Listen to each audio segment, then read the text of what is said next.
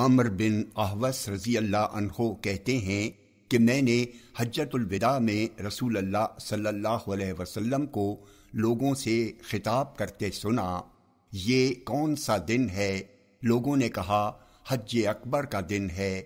آپ نے فرمایا تمہارے خون، تمہارے مال اور تمہاری عزت و آبرو تمہارے درمیان اسی طرح حرام ہیں جیسے تمہارے اس شہر میں تمہارے اس دن کی حرمت و تقدس ہے۔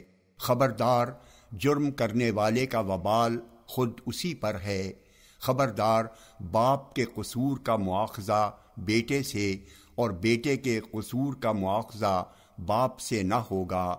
سن لو، شیطان ہمیشہ کے لیے اس بات سے مایوس ہو چکا ہے کہ تمہارے شہر میں اس کی پوجا ہوگی، البتہ ان چیزوں میں اس کی کچھ اطاعت ہوگی جن کو تم حقیر عمل سمجھتے ہو، اور وہ اسی سے خوش رہے گا۔